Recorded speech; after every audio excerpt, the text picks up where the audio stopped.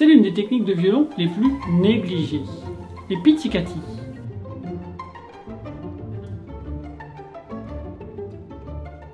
Pourquoi? Eh bien parce que le violon, contrairement au violoncelle ou à la contrebasse, a une caisse de résonance plutôt petite. Et donc les pizzicati sont moins résonnants. Mais à quoi servent donc les pizzicati? À énerver les voisins? Lorsqu'on a oublié son archet? À tester la solidité de nos cordes?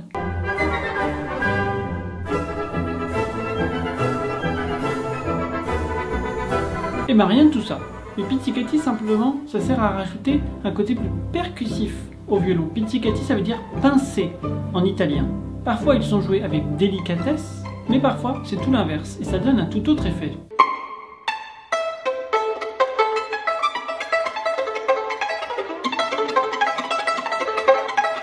Quoi qu'il en soit, le son d'un pizz s'évaporera rapidement dans l'espace. Car une fois l'impulsion donnée, il n'y a plus aucune sollicitation. Contrairement à un son filé avec l'archet qui est plus durable.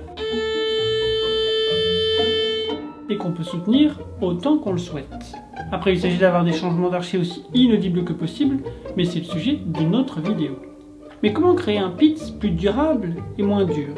Tout d'abord, le pizz, qui est le diminutif pour pizzicato, s'effectue au-dessus de la touche. Pour un son plus rond, parce que plus on monte près du chevalet, si on n'est plus au-dessus de la touche, déjà c'est pas très propre parce qu'il y a de la colophane qui a déposé l'archet, et en plus c'est pas très propre pour la mèche parce que le doigt il est toujours, même si on vient de se laver les mains, un petit peu gras, donc c'est bon pour personne, ni même pour le son, parce que ça donne un son très nasillard. Alors que plus on va en bas, plus c'est rond et plus c'est ample. Donc en fait la touche, toute cette partie en ébène, c'est toujours pour les doigts, que ce soit de main gauche ou main droite. Au-dessus de la touche, entre la touche et le chevalet, c'est pour les crins. Et non pas les doigts. Donc chacun a son compartiment. Après, ça arrive qu'on demande de jouer sul tasto, qui en italien signifie sur la touche.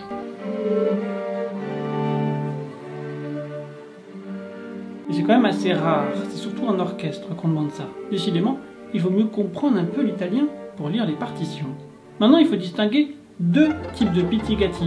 Les pizz main droite et les pizz main gauche. Bien que les pizz main gauche soient beaucoup plus rarement utilisés, ça arrive parfois qu'on en ait besoin.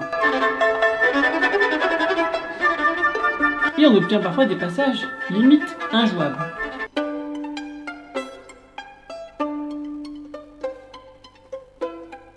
Et pour les pizz main gauche, soit l'archet se contente de jouer de manière percussive pour compléter la main gauche, soit il ne joue pas du tout.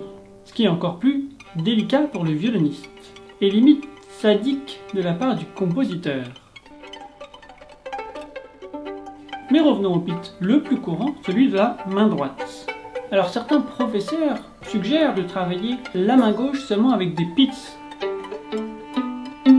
plutôt qu'avec l'archet. Autant je trouve que travailler l'archet seul en corde à vide, en sachant dans quelle corde on joue et quel rythme on fait, quelle liaison, quel coup d'archet, tout ça, c'est très utile, quelle articulation. Autant travailler la main gauche toute seule, je vois moins l'intérêt. Vaut mieux le chanter, et pour vraiment travailler la justesse, travailler le phrasé, sans avoir la barrière de l'instrument. Et ensuite, on rajoute l'archet tout seul, et ensuite, on rajoute la main gauche avec l'archet. C'est mon point de vue personnel. Dites-moi ce que vous en pensez dans les commentaires. Mais revenons à notre pizz main droite, donc le plus courant.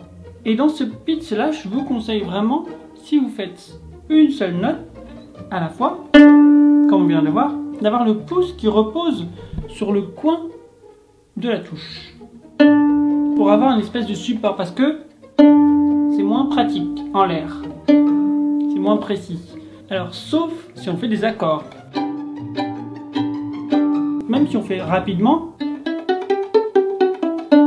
avec une seule note, on a le pouce qui repose. Si on fait, on peut pas avoir le pouce qui repose. Sinon, ça marcherait pas très bien. On peut y arriver, mais ce serait plus compliqué.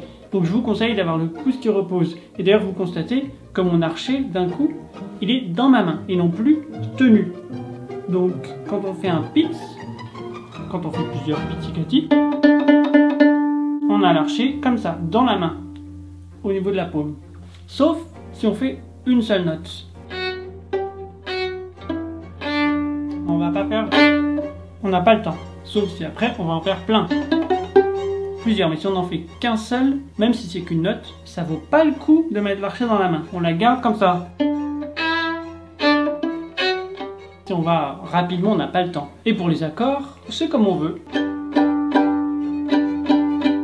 La main est en fait volante. Le pouce n'est pas en contact, mais après l'archet est dans la tenue comme un archet normalement, ou dans la main. Dans les deux cas, ça fonctionne bien. Et dans tous les cas, même si on fait que, c'est toujours l'index qui fait le pitch. Donc le pouce, si on fait une seule note, est posé sur le coin de la touche, et c'est l'index. On ne fait pas le pitch avec le majeur, ou l'annulaire, ou l'auriculaire, ce sera encore plus dur, parce que là, on ne tient plus l'archet. Alors qu'avec l'index, on peut. Donc typiquement, on a le pouce sur la touche, et l'index qui fait le pitch. Et même si on fait le pitch qu'avec l'index, il ne faut pas l'isoler. Même si le pouce est en contact, c'est moins tentant d'isoler quand on fait tout le bras, mais même quand on fait juste le doigt, eh ben, il est en connexion avec toute la main et avec tout le bras et avec tout le corps. Rien n'est isolé en fait, sinon on va sentir que c'est un peu gauche. On veut que ce soit rond. Et d'ailleurs, soit dit en passant, c'est vraiment le gras et non pas l'ongle, ce serait affreux. Ça ferait un son très nasillard et en plus ça allumerait les cordes. Et l'os, ça fait un son assez dur, donc ça peut être intéressant avec l'os, quelque chose de plus dur, de plus percussif, ce qui est parfois intéressant pour certaines compositions, mais la plupart du temps, on veut un pitch aussi rond que possible. On est déjà assez percussif, donc on va pas aller trop dans le côté percussif, donc on veut que le pitch, typiquement, soit aussi rond que possible. Et donc ce qui va nous aider, c'est deux choses, de jouer avec le gras du doigt, et quand on a les doigts, de vibrer. Sinon, c'est un peu plus sec. Déjà qu'un pitch par nature est sec, parce qu'une fois l'impulsion faite, il n'y a plus de soutien, donc c'est quelque chose d'assez direct et très vite ça s'évapore. Donc si en plus, on fait avec le bout du doigt et en plus on vibre pas, ça va manquer de projection. Donc on veut avoir, si possible, un coup là c'est plus rond. Ça projette plus loin. Comme on disait, le violon a une caisse de résonance assez étroite, donc si on ne l'aide pas un petit peu à se révéler, à se projeter, ben, ça ne va pas dépasser les 2 mètres. Si on joue dans une grande salle, ça ne va pas porter très loin. Et l'objectif d'un pitch, c'est quand même que ce soit audible. Et certains professeurs disent que dès qu'on voit une nuance, en piano, s'il y a un pitch, il faut faire mezzo-piano. Si on voit un mezzo-piano, il faut faire un mezzo-forte. Si on voit un mezzo-forte, il faut faire un forte. Il faut toujours être au-dessus de la nuance écrite. Je ne suis pas forcément d'accord, parce que je pense que les compositeurs ne sont pas complètement stupides, et ils savent très bien qu'au violon, un pizzicato sonnera moins fort. Et s'ils avaient voulu un rendu mezzo-piano, ils auraient marqué probablement un mezzo-forte. Parce qu'ils savent que de toute façon, ça projettera toujours moins qu'avec un son filé. Donc faites confiance au compositeur, et essayez de faire ce qui est indiqué. Donc s'il y a marqué piano, faites le piano, ne cherchez pas à avoir un piano trop fort. C'est que véritablement, le compositeur voulait quelque chose de très discret. Et même si on joue piano, on veut que le geste soit ininterrompu et surtout large, ample. On veut pas... Ça sonne pas. Ça, c'est un piano.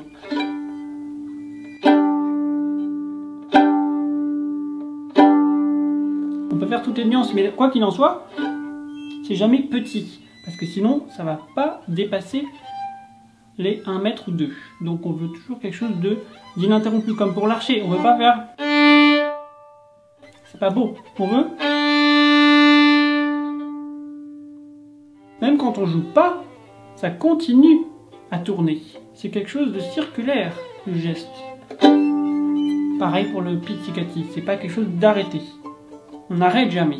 Donc que ce soit juste l'index, on sent qu'il y a une continuité. Donc il faut puiser notre énergie dans l'ensemble du bras et du buste pour vraiment déjà pas trop se fatiguer. En isolant, c'est toujours une mauvaise idée d'isoler. Et en plus, pour avoir quelque chose de plus rond et de plus vivant, de plus dynamique. C'est pas parce que c'est un pitch qu'il faut que ce soit mort. Ça n'a aucun intérêt. On doit toujours trouver la résonance. Le placement de la main gauche va également beaucoup vous aider. Parce que comme on disait, c'est avec le gras de l'index qu'on fait le pitch, mais c'est également avec le gras du doigt qu'on peut toujours arrondir.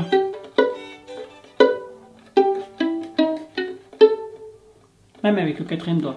Donc c'est toujours trouver les bons angles, j'en parle dans d'autres vidéos, et on va pas aborder tous ces sujets ici, mais en tout cas voilà, essayez de trouver vraiment les bons coussinets. Vous avez de la chance d'avoir un gras de doigt, donc n'utilisez pas le bout du doigt sur l'os, déjà ça fait mal, et en plus c'est beaucoup moins ample, et beaucoup moins agréable, et beaucoup moins stable. Alors oui, savoir faire des pizzicato généreux et amples et vivants et dynamiques et tout ça est utile, mais malgré tout, c'est quand même surtout l'archet qu'on utilise au violon. Sans parler de la coordination des deux bras et de la posture en général. Et comme tout est lié, chaque détail compte et rien ne peut être négligé. Et pour vous aider à progresser dans tous les autres aspects du violon, j'ai quelque chose pour vous que je vous mets dans le descriptif. Donc pour résumer, dans cette vidéo, on a vu que pour créer des pizzicati amples et généreux, il faut effectuer le pitch avec le gras du doigt, sans isoler l'index, même s'il n'y a que lui qui est actif, utiliser le pouce comme support pour les pits individuels et garder une main volante pour les accords, et enfin s'abonner à ma chaîne et liker toutes mes vidéos, même celles que vous n'aimez pas. Mais est-ce suffisant? Pas complètement. Jetez donc un coup d'œil à cette vidéo pour la suite.